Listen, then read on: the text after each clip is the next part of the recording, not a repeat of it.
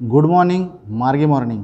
आज आपण मार्गी मॉर्निंगमध्ये आजच्या दिवसभरातील ज्या आजच्या वर्तमानपत्रामध्ये ज्या प्रादेशिक किंवा राष्ट्रीय वर्तमानपत्रामध्ये ज्या UPSC पर्स्पेक्टिव्हने महत्त्वाच्या बातम्या आहेत त्यांचा आढावा हा आपण आज घेणार आहोत। तर सर्वप्रथम आपली आजची बातमी ही दिनविशेषापासून आपण सुरुवात करूयात।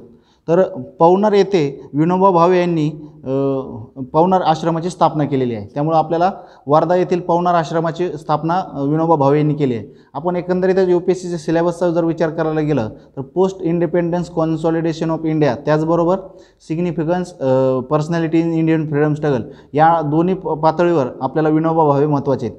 त्या अनुषंगानं त्यांच्या कार्याचा एक आढावा किंवा एक माहिती, कार्यकर्तृत्वाची माहिती आपल्याला असणं गरजेचं आहे। तर सर्वसाधारणपणे विनोबा भावे म्हणलं की आपल्याला 1940चे व्यक्तिगत सत्याग्रह पाहावा लागेल, त्यानंतर सर्वोदय समाजाची स्थापना, त्याचबरोबर सगळ्यात महत्त्वाची गोष्ट म्हणजे 1951 ते 73 या काळात त्यांनी जी भूदान यात्रा केली ती माहिती असणं गरजेचं आहे। कारण लँड रिफॉर्म इन इंडिया त्या अनुषंगाने देखील आपल्याला विनोबा भावेंचं भूदान चळवळीचं माहिती असणं गरजेचं आहे। सब भूमी गोपाल की, जय जगत यांसारख्या त्यांच्या घोषणा होत्या। त्यामुळं 1951मध्ये तेलंगणमधील नलगोंडा जिल्ह्यातील पोचमपल्ली या गावातून त्यांनी भूमिहीनांसाठी जमीन मागण्याच्या अनुषंगानं भूदान चळवळीची सुरुवात केल्याची आपल्याला पाहायला मिळते। त्या अनुषंगानं त्यांनी 70 दिवसामध्ये 12,000 एकर एवढी जमीन ही भूमिहीनांना दान करण्याच्या अनुषंगानं जी भूदान चळवळ केली होती ती त्या काळात यशस्वी ठरल्याचं आपल्याला पाहायला मिळतं। त्यानंतर आणीबाणीचं त्यांनी समर्थन करताना त्याला अनुशासन पर्व असं देखील म्हटलं होतं। या अनुषंगानं यांच्या व्यक्तिगत 1940च्या व्यक्तिगत सत्याग्रहातला सहभाग असेल, सर्वोदय समाजाची स्थापना असेल, सब भूमी गोपालकी यांसारख्या घोषणेच्या माध्यमातून भूदान चळवळ करणं, ह्या सर्व बाबी ह्या आपल्याला विनोबा भावे यांच्या अनुषंगानं माहिती असणं गरजेचं आहे। त्यानंतरनं आजच्याच दिवशी 1929ला बुटकेश्वर दत्त आणि भगतसिंग यांनी दिल्लीतल्या सेंट्रल असेंब्लीवर बॉम्ब टाकले होते। त्यामुळे आपल्याला Indian freedom significance events in Indian freedom struggle त्यातील त्या अनुषंगानं हे माहिती असणं गरजेचं आहे। तर जो सेंट्रल असेंब्लीवर बॉम्ब टाकला होता त्यामागचं कारण काय होतं किंवा कोणत्या अनुषंगानं तो टाकला होता ह्या बाबी आपल्याला माहिती असणं गरजेचं, किंवा या हल्ल्यासाठी प्रेरणा ही कोणत्या क्रांतिकारी चळवळीतून यांनी घेतली होती, किंवा बुटकेश्वर दत्त किंवा भगतसिंग हे कोणत्या संघटनेशी संघटित होते, या सर्व बाबी या प्रिलिमच्या दृष्टीनं आपल्याला माहिती असणं गरजेचं आहे। ज्यावेळेस ट्रेड डिस्प्यूट बिल हे त्या असेंब्लीमध्ये चर्चा होत होती त्या अनुषंगानं त्या बिला संदर्भात असेल किंवा एकंदरीतच त्या असेंब्लीमध्ये बहिऱ्यांना मेक डीप हेअर म्हणजे बहिरे आहेत त्यांना सुनावण्या हे त्यामागचा हेतू होता। अशा पद्धतीचं विधान हे त्या हल्ल्यानंतरनं भगतसिंग आणि बुटकेश्वर दत्त यांनी केलं आहे। कसल्याही प्रकारची जीवितहानी त्या ठिकाणी झाली नव्हती, अल्प प्रमाणात काही इंजुरीज आढळल्या होत्या। तर या खटल्याची जी ट्रायल झाली त्या ट्रायलचं लॉयर आसफ अली यांनी बुटकेश्वर दत्त यांच्या वतीनं बाजू मांडली होती, तर भगतसिंग यांनी स्वतःचं डिफेंड केलं होतं। त्या अनुषंगानं आपल्याला ट्रायलमध्ये लॉयर आसफ अली यांनी बुटकेश्वर दत्त मांडली होती। 1929मध्ये हा खटला झाला होता आणि फ्रेंच ऑगस्टी विलियंट यापासून प्रेरणा घेऊन अशा पद्धतीचं कृत्य हे यांनी केलं होतं। फ्रेंच जो रिव्हॉल्युशनरी होता ऑगस्टी वेलेंट यांनी 1893मध्ये फ्रेंच चेंबर वर अशा पद्धतीचा बॉम्ब हल्ला केला होता। या अनुषंगानं आपल्याला दिल्ली सेंट्रल असेंब्लीवर झालेला हल्ला त्यामध्ये सहभागी असलेले त्यांची प्रेरणा कोणी त्यांचं वकीलपत्र लढवलं ह्या बाबी माहिती असणं गरजेचं आहे। त्यानंतर आजच्याच दिवशी 1950ला भारत पाकिस्तान यांच्यामध्ये लियाकत नेहरू करार झाला होता। मग आपल्याला या अनुषंगानं लियाकत नेहरू करार काय आहे, त्या करारामध्ये कोणत्या बाबींवर चर्चा झाली होती किंवा कशा पद्धतीने तो करार झाला, यशस्वी झाला का, या सर्व बाबी अभ्यासणं गरजेचं आहे। मध्यंतरी सिटिझनशिप ॲक्टच्या अनुषंगानं देखील हा करार चर्चेत आला होता। त्यामुळे या कराराला दिल्ली पॅक्ट देखील म्हटलं जातं। Provide the framework for treatment of minorities in 2 countries, ज्या दोन्ही राष्ट्रातील मायनॉरिटी आहेत त्यांच्या संदर्भात कशा पद्धतीचं फ्रेमवर्क असलं पाहिजे ट्रीटमेंटचं, या अनुषंगानं हा करार झाला होता। कारण स्वातंत्र्यानंतर फाळणी पश्चात मोठ्या प्रमाणावर कम्युनल राईट झाले असतील किंवा ईस्ट पाकिस्तानमधील राईट्स, नोकली राईट्स यांसारख्या कम्युनल बाबी घडत होत्या। मग ते कम्युनल हार्मोनी कशी प्रस्थापित करायची किंवा दोन्ही राष्ट्रातील मायनॉरिटीजच्या हक्कांचा कशा पद्धतीने विचार केला गेला पाहिजे, या अनुषंगाने हा 1950ला झालेला करार म्हणून आपल्याला पावलं. यामध्ये पाकिस्तान गव्हर्नमेंट आणि इंडियन गव्हर्नमेंट यांच्या संयुक्त विद्यमान मायनॉरिटीचे हक्क असतील, त्यांचे टेरिटरीज असतील, complete equality of citizenship, religious right असतील, security of culture, property, personal honours, freedom of movement, occupation, speech, worship या सर्व बाबींचा विचार हा या नेहरू पॅक्टमध्ये झाला होता. त्याला दिल्ली पॅक्ट देखील असं आपण पाहतो. हे आजच्या एकंदरीत दिनविशेषातील महत्त्वपूर्ण घडामोडी होत्या. त्यानंतर दुसरी गोष्ट म्हणजे सर्व वर्तमानपत्र, हिंदू असेल, एक्सप्रेस असेल, लोकसत्ता असेल किंवा आपला महाराष्ट्र टाइम्स या सर्वांनी आज रिझर्व्ह बँकेने जो पतधोरण स्वीकारलेलं आहे किंवा मॉनिटरी पॉलिसी ॲकोमोडेटिव्ह टान्स जो स्वीकारलेला आहे त्या अनुषंगानं चर्चा आलेली आहे, कारण तो त्यांनी जैसे ते ठेवलेला आहे. मग या अनुषंगानं आपल्याला मॉनिटरी पॉलिसी म्हणजे काय, ती कोण करतं, त्यामध्ये कोणकोणते घटक समाविष्ट असतात, कोणत्या बाबींचा विचार केला जातो, या अनुषंगानं प्रश्न विचारून झालेले आहेत. तर जे आपलं रिझर्व्ह बँकेचं पतधोरण आहे, मॉनिटरी पॉलिसी आहे, ते निर्धारण करण्याचं काम मॉनिटरी पॉलिसी कमिटी करते. मग या अनुषंगानं आपल्याला मॉनिटरी पॉलिसी कमिटी माहीत असणं गरजेचं आहे. मॉनिटरी पॉलिसी कमिटी ही स्टॅच्युटरी इन्स्टिट्यूशनल फ्रेमवर्क आहे.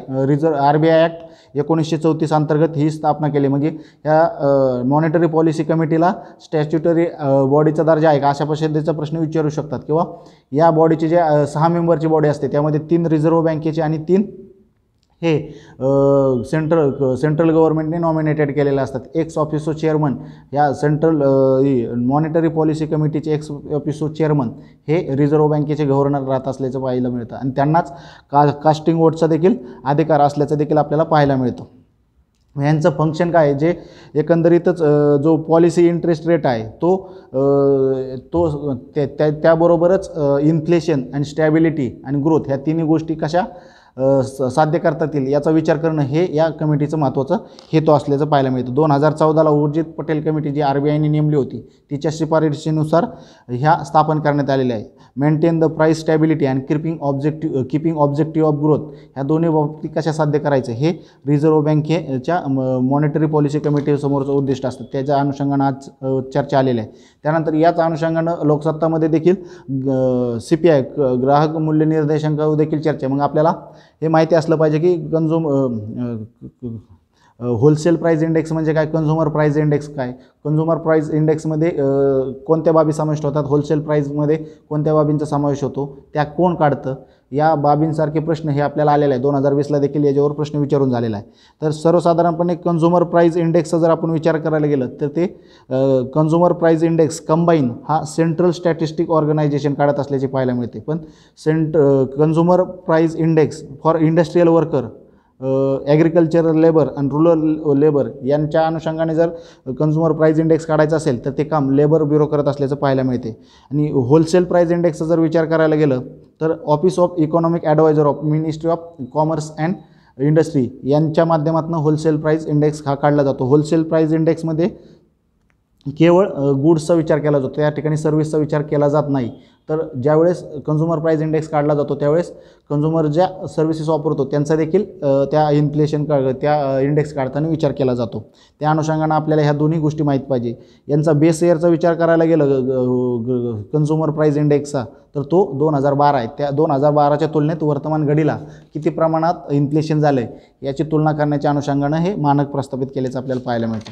त्यानंतर पुढची आपली बातमी द इंडियन एक्सप्रेसमधली लेसन फ्रॉम तेकुलगुंडा जो नक्षलवादी हल्ला आता आंध्र प्रदेशमध्ये झाला त्या अनुषंगानं आपण काय लेसन घेतले पाहिजेत या अनुषंगानं तो आलेला आहे. तर त्यामध्ये लेखक महोदयांनी जे 3 भारताच्या सिक्युरिटीसमोरचे जे 3 आव्हानं आहेत किंवा 3 बाबींनी भारताच्या अंतर्गत सुरक्षेला बाधा आणतात त्यामध्ये proxy war of terrorism in काश्मीरमधलं प्रॉक्सी वॉर असेल, sub national separatist movement in north east आणि त्याचबरोबर तिसरं Naxal Maoist insurgency in red corridor area, हे 3 भारताच्या अंतर्गत सुरक्षेसमोर किंवा सध्याचे आव्हानं आहेत असं ते म्हणले. 2005लाच तत्कालीन आपले पंतप्रधान देखील म्हणले होते की लेफ्ट विंग एक्स्ट्रीमिझम हे सिरियस सिक्युरिटी थ्रेट हा भारताला आहे.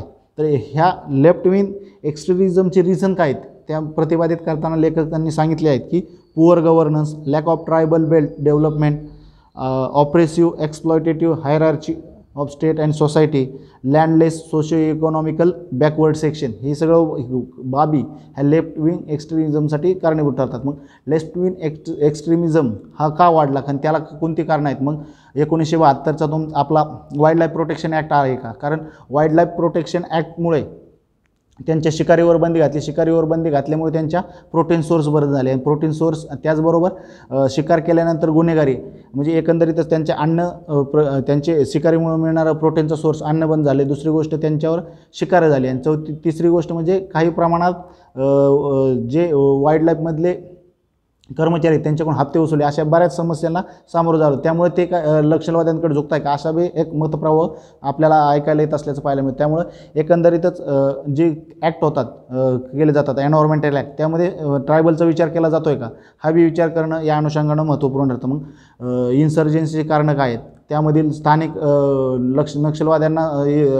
नक्षलवाद्यांच्या अनुषंगानं त्याचबरोबर नक्षलवाद्यांचे समर्थक आणि त्यांचे विरोध करणारे अशा पद्धतीचे आहेत का तिथेपर्यंत गव्हर्नन्स पोचल्यानंतर ट्रायबल बेल्टमध्ये विकास होतोय का या बाबी देखील या अनुषंगानं आपण चर्चेत घेणं गरजेचं आहे. मग ह्यासाठी त्यांनी जो उपाय सुचवला किंवा जी कारगिल रिव्ह्यू कमिटी आहे प्रस्तुत लेसन फ्रॉम द तेकुल गंडा या आर्टिकलमध्ये जे सोल्युशन सुचवलेले त्या लेखकांनी तर त्यांनी सांगितलं आहे की जे तिथली लिडरशिप आहे किंवा तिथले जे कंट्रोल युनिट आहे त्यामध्ये बदल करण्याची गरज आहे किंवा त्यांच्या फंक्शनमध्ये त्यांच्या भूमिकेत बदल करणं गरजेचं आहे. कारण आपण पाहिलं तर ज्या रिझर्व्ह फोर्सेस तिथं CRPF त्यांचे जे हेड आहेत ते IPS थ्रू त्या ठिकाणी नेमले जातात पण त्यांना बेसिक बटालियन असेल किंवा हे यामधील एकंदरीतच बाबींची पाहिजे अशी इत्यंभूत माहिती किंवा एकंदरीतच त्याचा अनुभव हा कमी असतो. त्यामुळे ते हेड जरी दुसऱ्या सर्व्हिसमध्ये आले तरी CRPF यांच्या भूमिका आणि त्या हेडची भूमिका यामध्ये तफावत असल्याचे पाहायला मिळते. त्यामुळं ह्या दोन्हीचा समन्वय कसा घालता येईल ते स्थानिक पोलीस आणि CRPF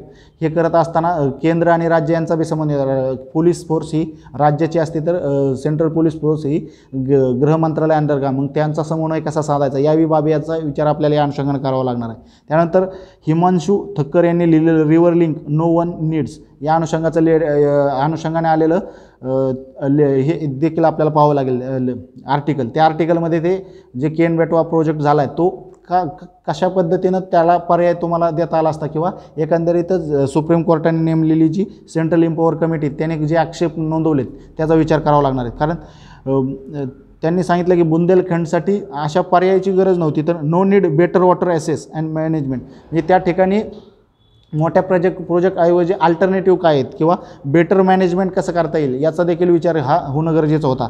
मग Supreme Court appointed central empower committee August 2019मध्ये दिलेला रिपोर्ट मग त्यांनी जो पन्नाव टायगर रिझर्व आहे तेथील 10,500 हेक्टर जे वाईल्ड लाईफ हॅबिटाईट आहे त्याचा लॉस झालेला असेल किंवा त्याची व्हायबिलिटी ऑप्टिमॅलिटी अँड डिझायरेबिलिटी यांचा एकंदरीत विचार हा तिथं झाला नसल्याचं ते मत नोंदवतात. सेंट्रल इम्पॉवर कमिटीने सांगितलं की neglect the water needs of upper केवन रिव्हरच्या भागातील जी भविष्यातली वॉटर नीड आहे त्याचा दुर्लक्ष केलेला आहे. त्यानंतर एन्व्हायरमेंट क्लिअरन्स असतील किंवा इन्व्हायरमेंट इम्पॅक्ट असेसमेंट असेल यामध्ये देखील मोठ्या प्रमाणावर वाईल्ड लाईफच्या अनुषंगाने जे आक्षेप नोंदवले त्याचा कुठं आढावा घेतला नाही. त्याचबरोबर National Water Development Authority not examine the alternative to प्रोजेक्टसाठी जे अल्टरनेटिव्ह आहे ते देखील नॅशनल वॉटर अथॉरिटीने पडताळले नाहीत अशा पद्धतीचा आक्षेप नोंदवला. त्यामुळे ह्या प्रोजेक्टच्या ऐवजी नदीजोड प्रकल्पाला पर्याय काय देता येईल किंवा त्यामध्ये संबंधित पर्यावरण असेल तेथील जमीन असेल किंवा भविष्यातील पाण्याची नीड यांचा का विचार झाला नाही या अनुषंगाने ते लिहिलेलं लेक्चर आहे. त्यानंतर SY कुरेशी यांनी ॲन ऑपेक बॉन्ड या अनुषंगाने लिहिलेलं आर्टिकल देखील आपल्याला आपल्या जो कॉन्स्टिट्युशनल बॉडी अपॉइंटमेंट या अनुषंगाने जो GS2चा पेपर आहे त्या अनुषंगाने माहिती असणं गरजेचं आहे. अलीकडल्या काळात त्याच्यावर आपल्याला UPSCने मग EVM मशीन असेल किंवा इलेक्शन फंडिंग असेल या अनुषंगाने प्रश्न विचारून झाले आहेत. तर SY कुरेशी यांनी यामध्ये सांगितलं आहे just disclose of the donor and recipient जरी जे इलेक्शन बॉन्डची स्कीम तुम्ही रद्द केली नाही तर त्यातील डोनर आणि रिसिपंट यांची नावं उघड करा हे करत असताना त्यांनी बाकीचे इतरही रिसोर्स त्यांनी सुचवलेत. अलीकडल्या काळात UPSC आपल्याला कायद्यांवर आधारित प्रश्न विचारायला सुरुवात झाली आहे. त्यामुळे ते कायद्या कोणकोणते या आर्टिकलमध्ये चर्चेत आले ते देखील आपण माहिती करून घेणं गरजेचं आहे. यामध्ये कंपनी ॲक्टचा सेक्शन 182 आहे. नोंद 182 पूर्वी या 182 नुसार पॉलिटिकल पार्टीला 7.5 जे संबंधित कंपनीकडून त्यांच्या एकंदरीतच प्रॉफिटच्या 7.5% अधिक रक्कम ही पॉलिटिकल पार्टीला डोनेशन म्हणून घेता येत नव्हते, पण आता ते कॅप लिमिट उठून कमी केलेली आहे. त्यानंतर section 23B of Representation of People Act 1951 prohibit the political party accepting foreign सोर्समधनं फॉरेन सोर्स करून ज्या पॉलिटिकल पार्टीला फंडिंग घेता येत नव्हतं. त्यानंतर section 3 of Financial Contribution Regulation Act bar the candidate legislation किंवा फॉरेन कॉन्ट्रीब्युशनपासून त्यांना रोखलेलं आहे. पण आता अलीकडल्या काळात जो इलेक्ट्रॉल बॉन्डसाठी जे फायनान्स बिलमध्ये दुरुस्ती करण्यात आली आहे त्या अनुषंगानं जी कंपनी ॲक्टमधील सेक्शन 182 नुसार आता no limit to donation political party, पूर्वी 7.5% हे प्रॉफिटमधलं डोनेशन देण्याची तरतूद होती. आता कसल्याही प्रकारचे कॅप ही डोनेशनवर राहिलेली नाही. त्यानंतरनं मोठ्या प्रमाणावर त्या अनुषंगानं सत्ताधारी पार्टीला जास्त डोनेशन मिळते का अशी बी चर्चा झाली आहे. त्या अनुषंगानं त्यांनी जे उपाय सुचवले ते आपल्याला महत्त्वाचे आहेत, कारण SY कृषी हे आपले election commissioner chief election commissioner भूतपूर्व राहिलेले आहेत. त्यांनी सांगितलं की एक तर पब्लिक फंडिंग इलेक्शन असेल किंवा नॅशनल इलेक्शन फंड हा डेव्हलप करून त्या माध्यमातून सगळ्या राजकीय पक्षांना एक समसमान पातळीवर तुम्ही डोनेशन मिळतील याची व्यवस्था केली पाहिजे. या अनुषंगानं आपल्या मार्गे न्यूजपेपर सिम्प्लिफाईडमध्ये देखील विस्तृत चर्चा इलेक्ट्रॉल बॉन्डवर झालेली आहे, ती पाहून घेणं या अनुषंगानं फायद्याचं ठरतं. असोसिएशन फॉर डेमोक्रेटिक रिफॉर्म हिने या इलेक्ट्रॉल बॉन्ड संदर्भात 2 पिटिशन दिल्या होत्या. एक पहिली होती, एक तर जे आत्ता वर्तमान 1 एप्रिल ते 10 एप्रिलच्या दरम्यान इलेक्ट्रॉल बॉन्डचं वाटप होणार किंवा विक्रीसाठी काढलेले आहेत त्यामध्ये त्याला स्टे द्यावा, आणि दुसरा challenge the Electral bond scheme. तर या दोन्ही बाबतीत स्टे देण्यास सुप्रीम कोर्टाने नकार दिला असला तरी इलेक्शन बॉन्ड स्कीमच्या संदर्भातली चर्चा होणार आहे. या अनुषंगानं सुप्रीम कोर्टाने इलेक्ट्रॉल बॉन्ड किंवा एकंदरीत भारतीय इलेक्शन प्रक्रिया ट्रान्सपरन्सली व्हावी या अनुषंगानं विचार करणं गरजेचं आहे असं मत त्या ठिकाणी मांडलेलं आहे. यानंतरनं आपण न्यूजपेपर आपल्या मार्गेच्या एकंदरीतच मार्गे मॉर्निंग सेक्शनमध्ये सर्व बाबींचा विस्तृत असा आढावा आपण घेऊ शकत नाही, तर त्या अनुषंगानं पण महत्त्वाच्या ज्या गोष्टी आपण पाहिल्या पाहिजेत त्याचा एक धावता आढावा या अनुषंगानं आपण घेणार आहोत. तर इंडिया रशिया रिलेशनशिपचे चर्चा एक्सप्रेसमध्ये आलेले आहे. ओल्ड फ्रेंड आणि न्यू वर्ल्ड म्हणजे जागतिक ज्या वर्तमानकालीन पोस्ट पॅन्डेमिक जागतिक समीकरण आहेत किंवा राजकारण आहे त्यामध्ये क्वाड असेल, नोटाची भूमिका असेल, त्यानंतरनं भारत अमेरिकाचे संबंध असतील, अफगाणिस्तानातील पीस प्रोसेस असेल, चायनाचा वाढता डॉमिनन्स, या सर्व परिस्थितीमध्ये भारत आणि रशियाचा संबंध कसे असावेत, अफगाणिस्तान पीस प्रोसेसमध्ये भारताची भूमिका काय, जी डेमोक्रेटिक पद्धतीनं तिथं पीस प्रस्थापित झाली पाहिजे या अनुषंगानं ती चर्चा आलेली ती आपल्याला पाहून घेणं गरजेचं आहे. त्यानंतरनं फिल्म सर्टिफिकेशन ॲपेलेट ट्रायब्युनल या अनुषंगानं न्यूज आपला जो इंडियन एक्सप्रेसचा एक्सप्लेन सदर आहे त्यामध्ये चर्चा आलेली आहे. तर फिल्म सर्टिफिकेशन ॲपेलेट ट्रायब्युनल हे आता विद्यमान ऑर्डिनन्स 2019ने बदल करण्यात आलेले आहेत किंवा त्याच्यात रिफॉर्म केले आहेत. त्यासाठी the tribunal reform rationalisation and condition of service ordinance 2021 यानुसार सिनेमोग्राफी ॲक्ट 1952 मध्ये सुधारणा करण्यात आहे. सिनेमॅटोग्राफी ॲक्ट 1992 हा आपल्याला माहिती असणं गरजेचं आहे. या ऑर्डिनन्सने काय जो पूर्वीचा ट्रायब्युनल हा वर्ड होता तो रिप्लेस करून त्यामध्ये हायकोर्ट हा वर्ड समाविष्ट करण्यात आला आहे किंवा ट्रायब्युनल वर्ड हा रिप्लेस हायकोर्ट या शब्दाने झालेला आपल्याला पाहायला मिळतो. जर फिल्म सर्टिफिकेशन ॲपेलेट ट्रायब्युनलचा जर विचार करायला गेलं तर ते स्टॅच्युटरी दर्जा त्याला ministry of information and broadcast यांनी 1983 मध्ये सेक्शन 5D सिनेमॅटोग्राफी ॲक्ट 1952 दिल्याचं आपल्याला पाहायला मिळतं. त्यामुळं स्टॅच्युटरी दर्जा होता पण आता तो काढून घातला आहे का किंवा त्यामध्ये काय सुधारणा झाल्या या अनुषंगाने UPSC प्रश्न विचारू शकते ते आपल्याला माहिती असणं गरजेचं आहे. फिल्म सर्टिफिकेशन ॲपेलेट ट्रायब्युनलच्या अनुषंगानं जे खटले गाजले होते किंवा ज्या चित्रपटांच्या दृष्टीनं चर्चा आली होती त्यामध्ये लिपस्टिक अंडर माय बुरखा, हरामखोर किंवा कालाकंदी यासारख्या चित्रपटांच्या अनुषंगानं हे ट्रायब्युनल चर्चेत आलं होतं. मग त्यामुळे संबंधित ऑर्डिनन्सने त्यामध्ये काय सुधारणा झाल्यात किंवा काय बदल केले पाहिजेत हे मानून घेणं गरजेचं आहे. त्यानंतर S-400 किंवा काटकासा यांसारख्या ॲक्टची चर्चा देखील आलेली आहे. UPSC आपल्याला असे प्रश्न विचारते की 2 स्टेट सोल्युशन हे कसे कोणत्या राज्यासंदर्भात होतं किंवा भारताचा कोणत्या देशासोबत अशा पद्धतीचा करार आहे अशा आशयाचे प्रश्न विचारून झाले आहेत. त्यामुळं S-400 कोणासोबत आहे, काटकासा ॲक्टचं काय, न्यू स्टार्ट ट्रीटी काय या अशा पद्धतीच्या ज्या टर्म आहेत त्या माहिती करून घेणं गरजेचं आहे. त्यानंतर एक्सप्लेनमध्येच वाय इंडिया अपोज नेट झिरोला भारत का अपोज करतो या अनुषंगाने आर्टिकल आले. तर आपल्याला या ठिकाणी नेट झिरो म्हणजेच कार्बन न्यूट्रलिटी समजून घेणं गरजेचं आहे. मग यामध्ये country bring down its emission zero अशा पद्धतीचा अर्थबोध होतो का, तर नाही. जी नेट झिरो किंवा कार्बन न्यूट्रलिटी यामध्ये net zero is the state in which country is emission are compensated by absorption or removal of greenhouse gas from the ॲटमॉस्फेअरमधनं तुम्ही जे इमिशन करणार ते एक तर तुम्ही कॉम्पेन्सेट केलं पाहिजे किंवा ॲब्सॉर्प्शन केलं पाहिजे. मग त्यासाठी फॉरेस्ट असेल किंवा अत्याधुनिक तंत्रज्ञानाचा वापर करून ते तुम्ही पर्याय दिले पाहिजेत.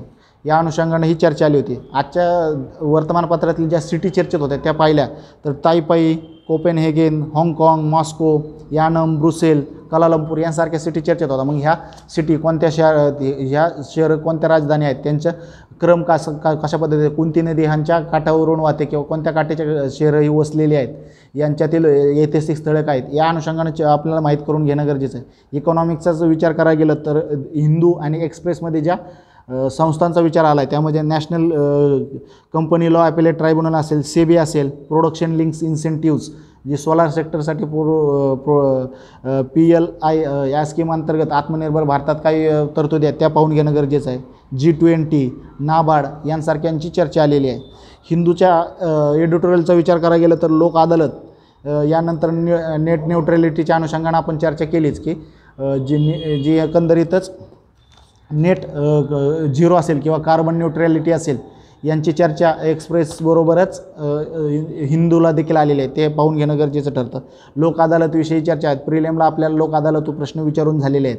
त्यानंतर absorption of woman right to decide, आत्ता सध्या जो medical termination of pregnancy amendment act 2021 आलेला आहे. मग त्या अनुषंगानं राईट ओव्हर बॉडी असेल किंवा राईट टू डिसाईड असेल ह्या महिलांच्या हक्काविषयीची चर्चा चालू झालेली आहे. मग त्या अनुषंगानं ह्या ॲक्टचं भविष्यात काय निकाल येतो आहे किंवा अमेंडमेंट पास झाल्यानंतर यावर काय चर्चा होती ही पाहून घेणं गरजेचं आहे. किंवा ह्या ॲक्टमधील तरतुदी काय आहेत, किती दिवसाचा ॲबॉर्शनसाठीचा पिरियड किती दिलेला आहे किंवा त्यासाठी किती आठवड्याची मुदत दिली, या अनुषंगाने ही चर्चा चालू होणार आहे. त्यामुळे ती सर्व बाबींचा आढावा या अनुषंगाने घेणं गरजेचं आहे. अशा पद्धतीनं आजच्या वर्तमानपत्रातील ज्या महत्त्वाच्या बातम्या आहेत स्पर्धा परीक्षेच्या अनुषंगाने त्या आपण आढावा घेतला. अशाच नवनवीन बातम्या घेऊन आपण मार्गे मॉर्निंगमध्ये भेटत राहू. तुर्तास थांबूयात. धन्यवाद.